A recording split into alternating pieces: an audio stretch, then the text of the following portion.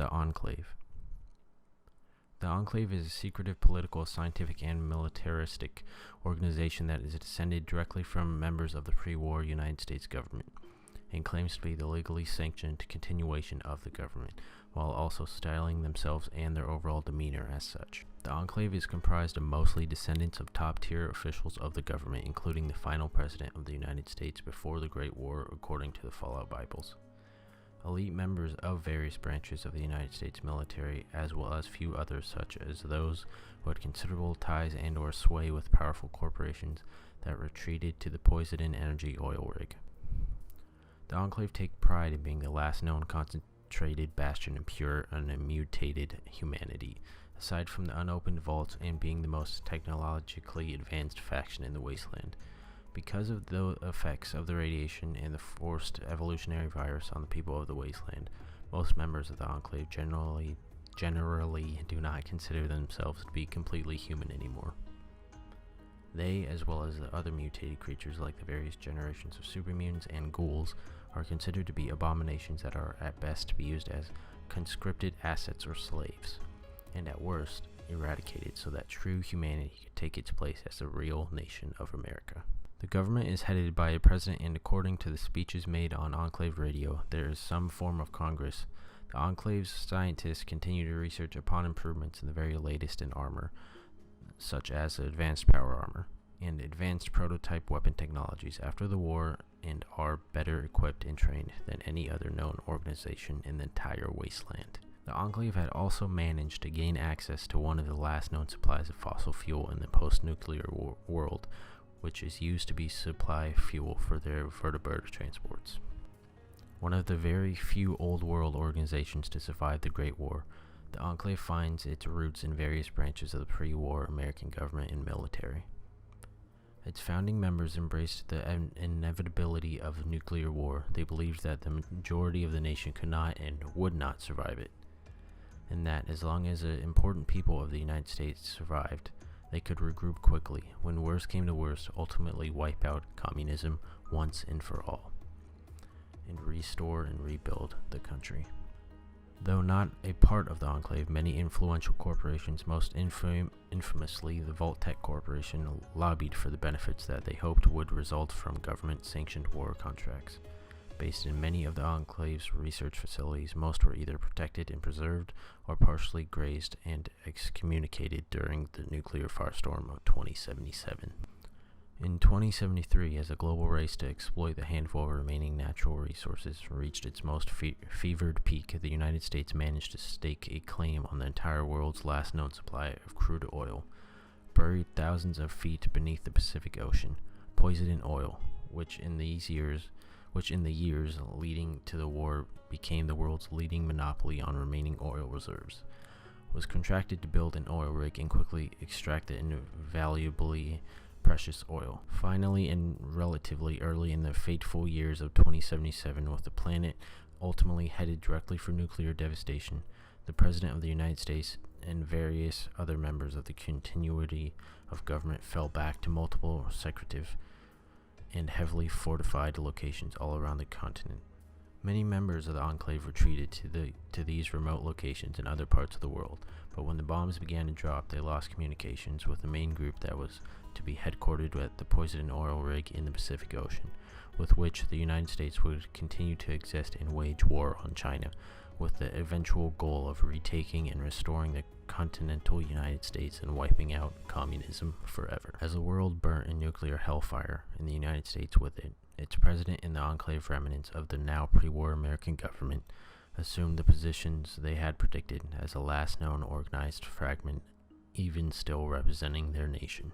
The vaults were funded by the U.S. government, and accordingly the government had control over them. Ostensibly, they were intended to allow a selection of privileged United States citizens to survive the Great War. Secretly, however, a large part of the Vault project had a far more sinister goal.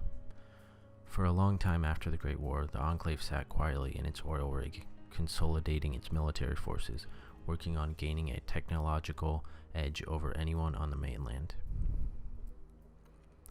Eventually, and after monitoring background radiation levels for over a century, they decided it was time to disperse into the wastelands and commence the rebirth of America as overall radiation levels had gradually lowered to points which their newly developed advanced power armor was designed to filter out. Using their vertibirds, the Enclave sent out scouting parties all over California, the closest state to the oil rig.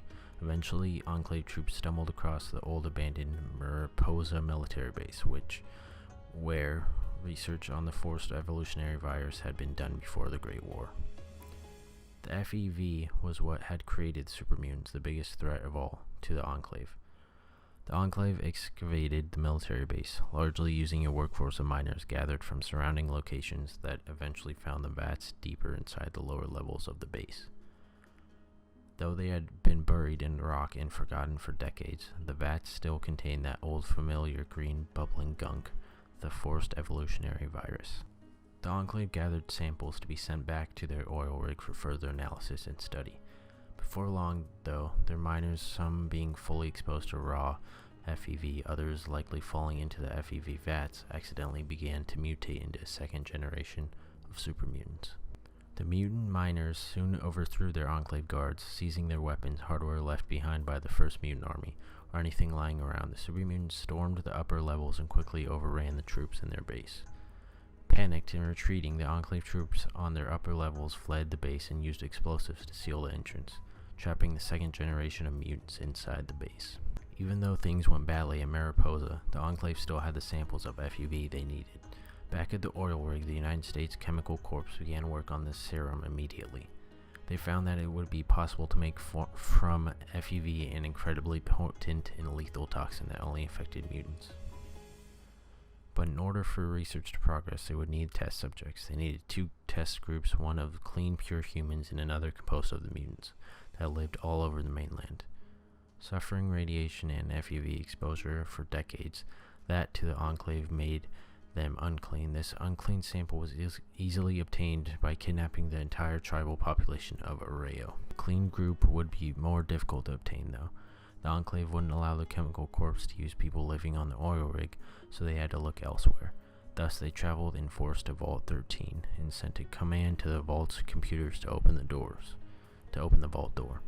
After taking care of some mild resistance, the Enclave troops rounded up the residents of Vault 13 and stripped them off to the oil rig and vertibirds to take part in the Chemical Corps FEV experiments. Just as the Enclave were preparing to launch a poison into the jet stream to kill off the entire known population of the mainland, a tribal known as the Chosen One arrived at the oil rig on the poison and oil tanker that had sat in the San Francisco Bay for many years. The Chosen One freed the survivors of both the Vault 13 population as well as the Arroyo tribals and started a self-destruct sequence in the oil rig that destroyed the entirety of the Enclave's headquarters, saving the world from horrible death at the hands of the modified FEV. Although the Enclave survived the destruction of their oil rig, all traces of President Richardson were erased from history. Weakened and cut off from much of their leadership, eventually the remainder of Enclave personnel stationed in New California that did not retreat prior were finally shattered by the combined might of the Brotherhood of Steel and the NCR. But beforehand, Autumn Sr. led the majority of surviving Enclave personnel east, such as to the ruins of Washington, D.C. at Raven Rock, to re-establish the Enclave as the dominant power in their nation's former capital. Those who remained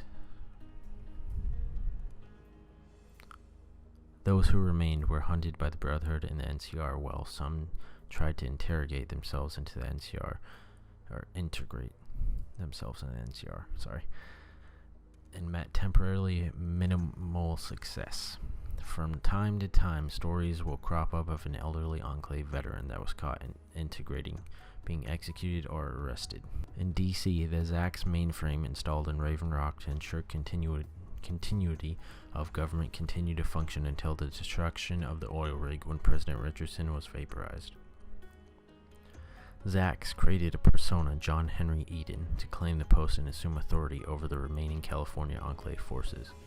In addition to resuming construction of military ordnance to provide for the resource-stricken subordinates, Augustus Autumn was chosen as the commanding officer of the armed forces, eventually succeeding his father. A series of iBots were sent to roam the wasteland, spreading hope and patriotism. Eden could spout could spout his pro-government rhetoric and promise a return of the pre-war America of legend. A land of white picket fences, baseball, apple pie, and good old-fashioned American global supremacy. President Eden's secretive plan all along had been to rule over an America of the pure, free from any mutation, just as his predecessor had planned before him.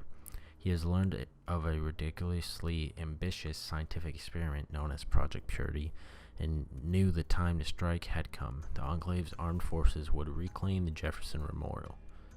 By controlling the purified water, Eden would control the capital wasteland and the rest of the country eventually. What better way than to administer a modified FEV virus which kills anyone infected or irradiated with any form of mutation than through a deceptively clean water supply?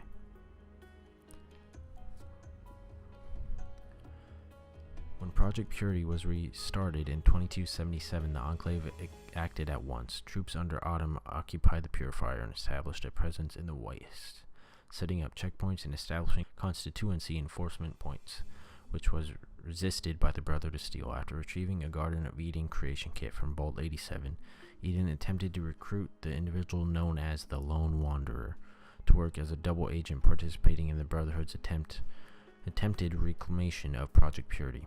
But infecting the water supply with the modified FEV at the last moment, Eden was opposed by a Colonel Autumn, who wanted to make a bid to lead the populace by completing and activating the purifier, thus providing the Enclave with a strong bargaining chip in unifying the waste under their flag. When the Brotherhood took the Jefferson Memorial, Autumn was defeated by the Lone Wanderer, but it is not known whether he survived. The Lone Wanderer stood poised to finally realize the Enclave's goal of purifying the wasteland, but it is unknown to history whether or not they took that action. The definitive fate of the Enclave as a whole after these unclear events remain a mystery.